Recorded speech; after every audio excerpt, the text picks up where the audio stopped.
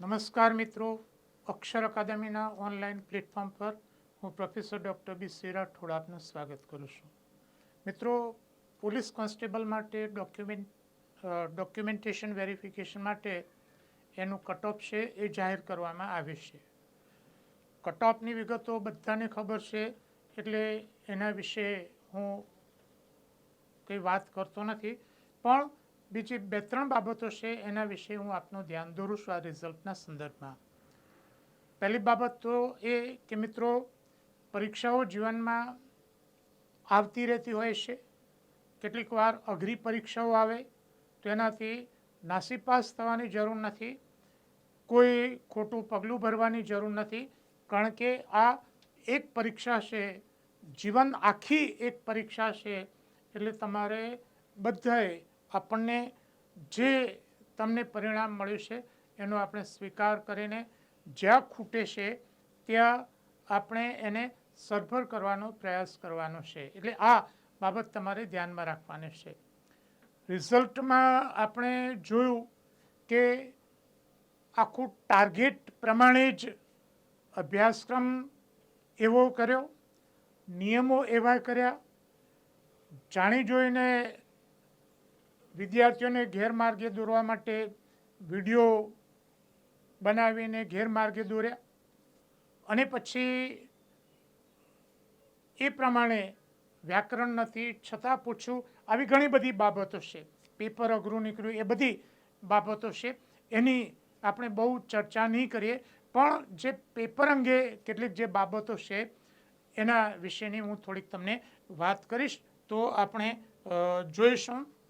તો સૌથી પહેલી બાબત તો આપણે એ જોઈશું, જોઈએ એના પછીનો મુદ્દો, હા, કે 2,47,000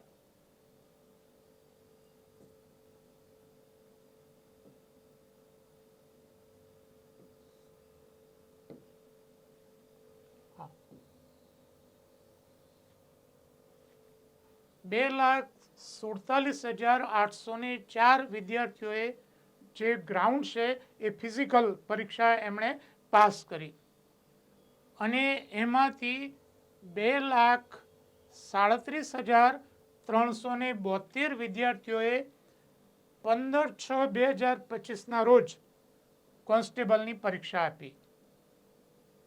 આ જે 2,37,372 માંથી પાર્ટ એ અને પાર્ટ બી બંનેમાં 40% હોય એવા વિદ્યાર્થીઓની સંખ્યા 32,802 થઈ. એવા વિદ્યાર્થીઓની સંખ્યા 32,802. હા, હવે જે મારે તમને કહેવાનું છે તે મુદ્દો એ છે કે 2,37,372 માંથી પરીક્ષા માટે ક્વોલિફાય થનાર વિદ્યાર્થીઓની સંખ્યા 32,802, અને જો તમે એની ટકાવારી કાઢો તો રિઝલ્ટ એ 13.81% આવ્યું કહેવાય. સમગ્ર પરીક્ષાનું રિઝલ્ટ 13.81% આવ્યું છે, જે અત્યાર સુધીની બધી જ પરીક્ષાઓમાં સૌથી નીચામાં નીચું છે. અન્ય જે પરીક્ષાઓ લેવાય છે એ પરીક્ષાઓ કરતાં પણ આ રિઝલ્ટ એ નીચામાં નીચું રિઝલ્ટ છે.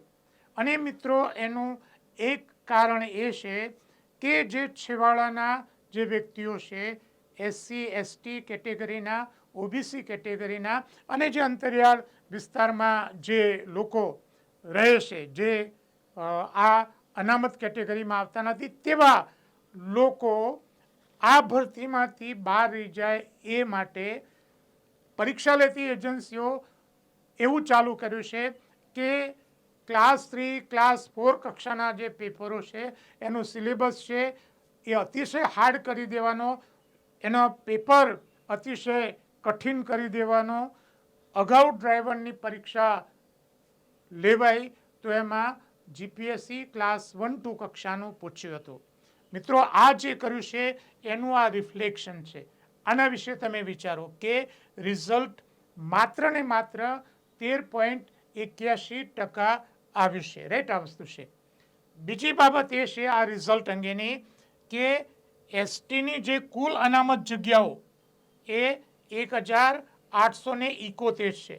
જાહેરાતમાં એસટીની અનામત જગ્યાઓ 1871 છે. અને એના દસ્તાવેજ ચેક કરવા માટે ડીવી માટે બોલાવનાર જે ઉમેદવારોની સંખ્યા છે 1682 છે. એટલે કે અનામત જેટલા ઉમેદવારો પણ ડોક્યુમેન્ટેશન વેરિફિકેશન માટે એમાં મળ્યા નથી.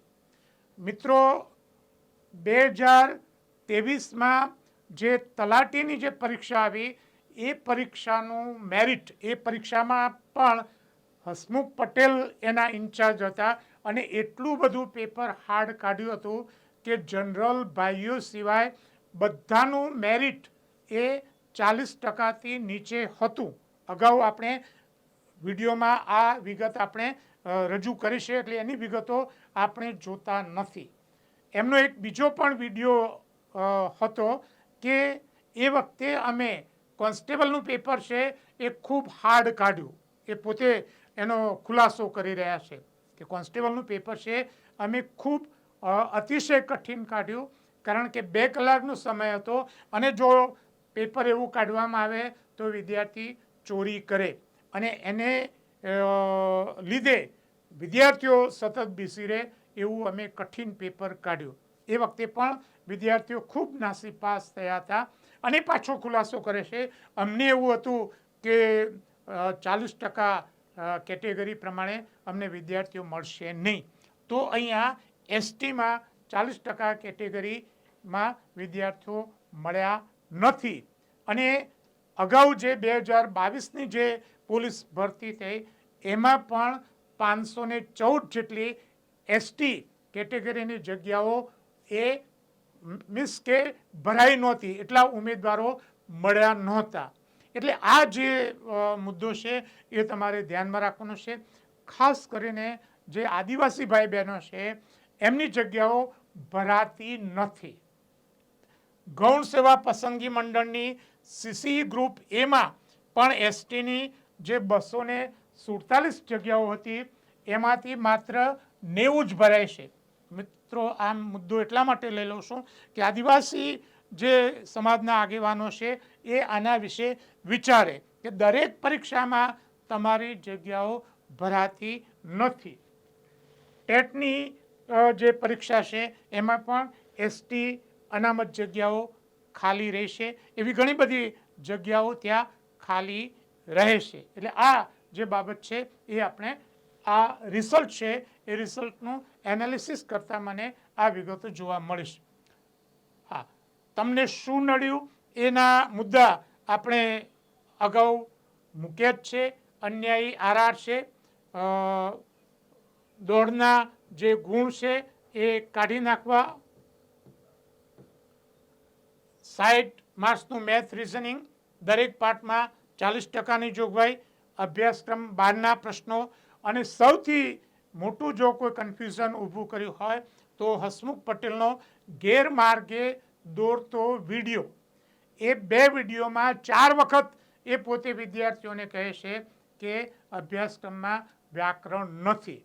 મિત્રો, આ સભાન અવસ્થામાં એ પોતે બોલે છે, જાગૃત અવસ્થામાં એ પોતે બોલે છે અને એવું કહે છે કે વિદ્યાર્થીઓ અમને અભ્યાસક્રમ અંગે પૂછે છે તો જણાવવાનું કે વ્યાકરણ અભ્યાસક્રમમાં નથી. એટલે આખો જે વિદ્યાર્થીઓને જે હેરાનગતિ જે થવાની થઈ એના સેન્ટરમાં હસમુખ પટેલે કરેલા જે અન્યાયકારી આરઆર છે તે, અને બીજું એમને જે વિડીયો મૂક્યો તે, અને વિડીયો મૂક્યા પછી જે ફરી ગયા બંને ચેરમેનો એકબીજાને ખો આપી અને જે હેરાન કર્યા, આપણે એમાં પડતા નથી. પણ તમને કોણ હેરાન કરે છે? જે પ્રામાણિકતાનો જે દંભ કરીને જે વિદ્યાર્થીઓને પરેશાન કરે છે એવા માણસોને તમે ઓળખી જાઓ. પેપર અતિશય કઠિન કાઢ્યું, ઘણું બધું વિધ્યું છે. એક બીજી બાબત જે નવી છે એ હું અહીંયા તમારી ધ્યાનમાં દોરું કે જીપીએસસીનો જે અભ્યાસક્રમ છે એમાં જે ગુજરાતી અંગ્રેજીનું જે મુખ્ય પેપર છે એમાં એક નોંધ લખેલી છે. કઈ નોંધ છે એટલા માટે કે મુખ્ય પરીક્ષામાં ગુજરાતી અંગ્રેજી પેપરનું લેવલ એ ધોરણ 12 સમકક્ષ રહેશે. જ્યારે અહીંયા કોન્સ્ટેબલનું જે પેપર કાઢ્યું એમાં જે શબ્દો પૂછ્યા એ 7 જોડણી કોષમાં નહોતા, કેકા શાસ્ત્રીના બૃહદ જોડણી કોષમાં પણ નહોતા. એટલે આ બધું જે થઈ રહ્યું છે એ જાણી જોઈને ઇન્ટેન્શનલી કરવામાં આવ્યું છે. એ બાબત તમારે ધ્યાનમાં રાખવાની છે. હા, હવે એક જે બાબત ખૂબ જ અન્યાય કરતી બાબત છે તે છે 40%ની જે જોગવાઈ છે તે. મિત્રો, અગાઉનો જે પરિપત્ર છે એ પરિપત્રમાં સ્પષ્ટ આ અંગેનો પણ અગાઉ મેં એક વિડીયો મૂક્યો છે કે એમાં એવી જોગવાઈ કરવામાં આવી હતી, CCEના સંદર્ભમાં એ પરિપત્ર આવ્યો હતો કે પરીક્ષાના દરેક તબક્કે 40% અનિવાર્ય રહેશે. હવે દરેક તબક્કે એટલે પ્રિલિમ પરીક્ષા અને મુખ્ય પરીક્ષા, આ એના RR બહાર આવ્યા પછી સ્પષ્ટીકરણ બહાર આવ્યું કે પાર્ટ એમાં અને પાર્ટ બીમાં પણ 40%. એ ખરેખર અન્યાયી જોગવાઈ છે અને આ જે જોગવાઈ છે એ જોગવાઈના લીધે જે બંધારણની જે અનામતની જે જોગવાઈ છે એની ભાવનાની વિરુદ્ધમાં છે. 40%ની જોગવાઈ એ અનામતની ભાવના વિરુદ્ધની છે. મિત્રો, આના લીધે જે માજી સૈનિકો છે એ સૈનિકોને પણ તકલીફ પડી રહી છે. એ લોકો પણ આંદોલન ચલાવી રહ્યા છે, કારણ કે ખાસો બધો સમય થયો અભ્યાસ પછી એમણે આર્મીમાં સર્વિસ કરી, તો એવા માજી સૈનિકોને 40% લાવવા એ ખૂબ જ અઘરું પડે. એટલે એમને પણ અન્યાય કરતા છે. અનામતની જે જોગવાઈ છે, અનામતનો અર્થ જ એ થાય છે કે જો એનું મેરિટ નીચું આવે તો એને નીચું લઈ જવું. પણ તમે એવું કરો કે 40%થી નીચે ન જોવા જોઈએ તો એસટીની આ વખતે જગ્યાઓ રહી જશે અધૂરી. ગયા વખતે પણ પૂરેપૂરી ભરાઈ નહોતી. અને બીજી વાત હું તમને કહું કે મિત્રો, બંધારણની જે કલમ 335 છે એનું અહીંયા ઉલ્લંઘન છે. એમાં SC અને ST માટેની એવી સ્પષ્ટ જોગવાઈ કરવામાં આવી છે. મિત્રો, આ કલમમાં એવી જોગવાઈ કરવામાં આવી છે કે SC અને ST ઉમેદવારોનું પ્રતિનિધિત્વ જળવાઈ રહે તે માટે, એનું પ્રતિનિધિ જળવાઈ રહે તે માટે જે પેપર છે એ પેપર અને એનું પરીક્ષણ અન્ય ઉમેદવાર કરતાં સરળ બનાવવામાં આવશે.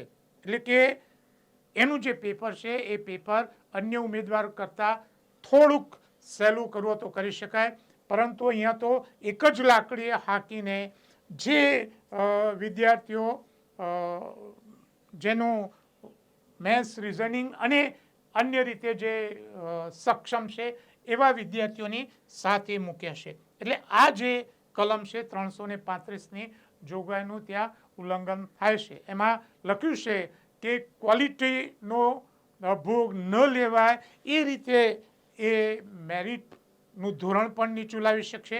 ઇવન પરીક્ષણ એનું એસેસમેન્ટ પણ હળવું કરી શકાશે એવી જોગવાઈ છે. જો આ જગ્યાઓ ભરાતી ન હોય એસટીની તો એમાં આ 40%નું જે ધોરણ છે એ ધોરણમાં બાદછૂટ કરવી જોઈએ. જે માજી સૈનિકો છે એમના માટે પણ આ ધોરણમાં બાદછોડ કરવી જોઈએ. અને મિત્રો, સૌથી મહત્ત્વનો મુદ્દો એ છે આખી પરીક્ષામાં SC, ST અને OBCને ટાર્ગેટ કરીને જ આ પ્રકારના RR વગેરે કરવામાં આવ્યા છે. અગાઉની પરીક્ષાનો આખી બધી જ જે ડિટેલ છે તે અને આ જે ફાઇનલ જ્યારે પણ એનું રિઝલ્ટ આવે ત્યારે એની કમ્પેરિઝન કરીને આ બધી જ વિગતો હું આપની સમક્ષ મૂકીશ. છેલ્લે એક વાત મિત્રો, તમને થયેલ જે અન્યાય છે એ અંગેનું મેટર આપણે હાઈકોર્ટમાં મૂકેલ છે.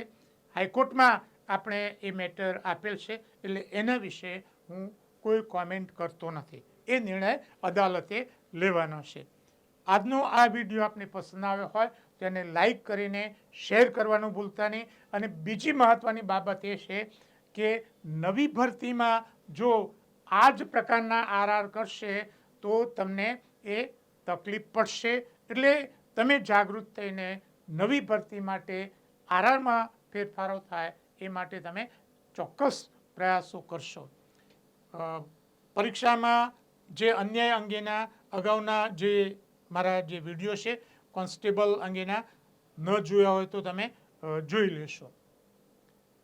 વધુમાં પરીક્ષાની તૈયારી કરતા વિદ્યાર્થીઓ માટે અમારી 2 મહત્વની એવી ટેલિગ્રામ ચેનલ છે, બીસી રાઠોડ કરંટ અફેર્સ અને ગૌરવંતી ગુજરાતી. હજુ સુધી જો તમે અમારી આ બંને ટેલિગ્રામ ચેનલમાં જોડાયા ન હોય તો એમાં જોડાઈ જવા વિનંતી છે. વધુમાં અમે અમારું મેટર ઇન્સ્ટાગ્રામ અને ટ્વિટર ઉપર પણ શેર કરીએ છીએ, તો અમારા બંને પ્લેટફોર્મને ફોલો કરવા વિનંતી છે. વધુમાં આજનો આ વિડીયો આપને પસંદ આવ્યો હોય તો એને લાઈક કરીને શેર કરવાનું ભૂલતા નહીં. અને હજુ સુધી જો તમે અમારી આ ચેનલને સબસ્ક્રાઈબ ન કરી હોય તો એને સબસ્ક્રાઈબ કરી દેશો. અને હા, બેલ આઇકોનને ચાલુ કરવાનું ભૂલતા નહીં.